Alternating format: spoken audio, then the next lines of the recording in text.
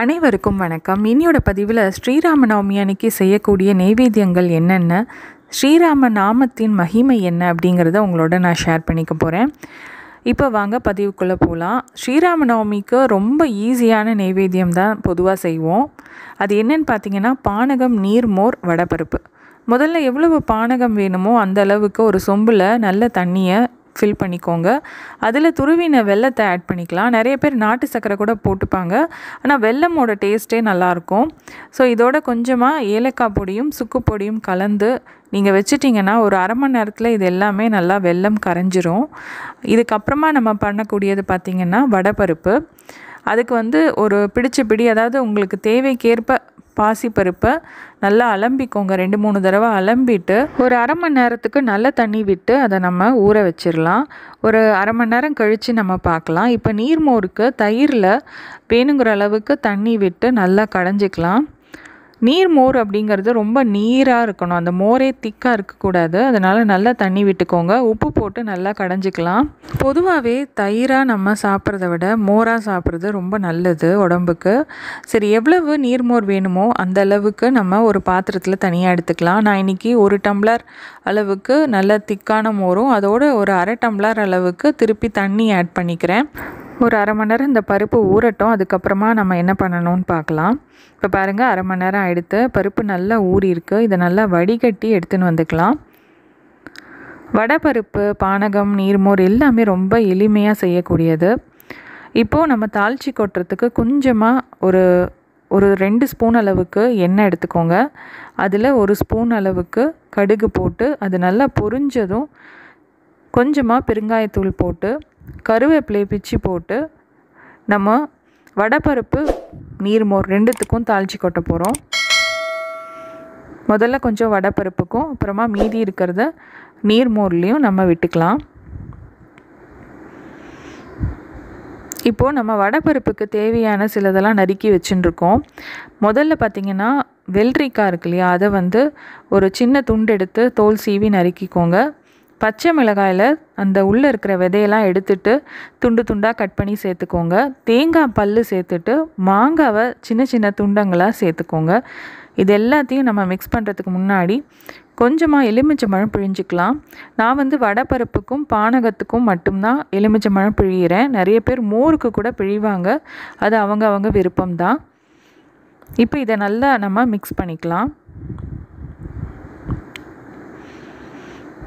இப்போ நம்ம இந்த வடைப்பருப்புக்கு தேவையான அளவு உப்பு ஆட் பண்ணிக்கலாம். நம்ம ஆல்ரெடி மோரில் உப்பு ஆட் பண்ணியிருக்கோம். ஸோ பருப்புக்கு தேவையான உப்பு போட்டு நல்லா மிக்ஸ் பண்ணினோன்னா நம்மளுடைய வடைப்பருப்பு ரெடி. இப்போ பார்த்திங்கன்னா நம்மளுடைய மோரும் ரெடி, நீர்மோரும் ரெடி. அதே மாதிரி பானகமும் பார்த்திங்கன்னா நல்ல வெல்லம் கரைஞ்சி ரெடியாக இருந்திருக்கு. ஸோ இது எல்லாத்தையும் நான் ஒரு தடவை டம்ளரில் ஒரு ஆற்றி எடுத்து வச்சுக்கலான்னு இருக்கேன். இப்போ பிரசாதம் ரெடியாக எடுத்து ராமபிரான் எப்பொழுதுமே ரொம்ப எளிமையான வாழ்க்கைக்கு பெயர் போனவர் இல்லையா. அவருடைய பிரசாதமும் பார்த்திங்கன்னா அவருடைய பிறந்த நாள் அன்னைக்கு நம்ம செய்யக்கூடியதும் எவ்வளவு எளிமையானதாக இருக்குது பாருங்கள். அடுப்பு பக்கமே போகாமல் ஒரு சின்ன குழந்தை கூட செய்யக்கூடிய அளவுக்கு நெய்வேத்தியம் இருக்குது. ஸ்ரீராமபிரானின் பிறந்த நாளான ஸ்ரீராம நவமி வருகிற 17ஆம் தேதி புதன்கிழமை வரப்போகிறது. அன்றைக்கி தான் நம்ம இதை கொண்டாட போகிறோம். அன்றைக்கி நம்ம வீட்டில் பூஜை அறையில் ஸ்ரீராமரின் படம் இருந்ததுன்னா அந்த படத்துக்கு நம்ம சந்தன குங்குமம் இட்டு ஸ்ரீராமருக்கு பூ அலங்காரம்லாம் பண்ணின பிரசாதத்தெல்லாம் அவருக்கு நெய்வேத்தியம் செஞ்சு நம்ம விரதம் இருக்கிறோன்னா அன்றைக்கி இந்த பிரசாதத்தை மட்டும் எடுத்துக்கிறது விசேஷம். ஸ்ரீராம நவமி அன்னைக்கு முழுவதுமே ராமநாமத்தை சொல்கிறதும் ராமநாமத்தை 108 முறை 1008 முறை எழுதுறது ரொம்ப விசேஷம். ராமநாமத்தின் மகிமையை பற்றி நான் உங்ககிட்ட ஒரு சின்ன கதை மூலியமாக அதை உணர்த்துறதுக்காக இதை ஷேர் பண்ணிக்க போகிறேன். ஸ்ரீ ராமநாமத்தை சொல்கிறதுனால துன்பங்கள் நீங்கி நல்லதெல்லாம் நடக்கும் அப்படின்ட்டு தெரியும் இல்லையா. அந்த அளவுக்கு அவ்வளவு சக்தி வாய்ந்தது ஸ்ரீ ராமநாமம். அப்படி என்ன அதில் இருக்குது அப்படிங்கிற ஒரு சந்தேகம் நாரதருக்கு ஒரு தடவை வந்தது. அதை மகாவிஷ்ணுவிடமே கேட்கலான்ட்டு மகாவிஷ்ணுவை பார்க்குறதுக்கு வைகுண்டத்துக்கு போகிறார். ராமநாமம் ஜபிக்கிறதுனால என்னென்ன பலன்கள் அப்படின்ட்டு எனக்கு விளக்கமாக சொல்லுங்க அப்படின்ட்டு சொல்கிறார். சரி, அப்போது மகாவிஷ்ணு சொல்கிறார், அதோ அந்த பூமியில் ஒரு புழு நெளிந்துன்னு இருக்கு இல்லையா, அந்த புழு கிட்ட அதோட காதில் போய் ராமநாமத்தை சொல்லு அப்படிங்கிறார். நாரதரும் போய் சொல்கிறாரு. ஆனால் அதோடைய உயிர் போயிடுறது.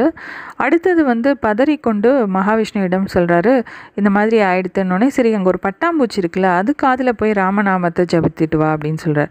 போய் பட்டாம்பூச்சிக்கிட்ட சொல்லும் பொழுது பட்டாம்பூச்சியின் உயிரும் போயிடுறது. பயந்து போய் உடனே ஓடி வரார்.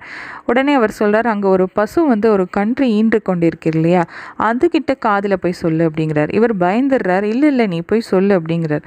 அங்கே போய் அந்த பசு ஈன்ற கண்ணுக்குட்டியிட காதில் போயிட்டு ராமநாமத்தை சொல்கிறார். அந்த கண்ணுக்குட்டியிடம் உயிரும் போயிடுறது. ரொம்ப பதறிக்கொண்டு பயந்து போய் மகாவிஷ்ணு கிட்ட திருப்பி வரார் நாரதர்.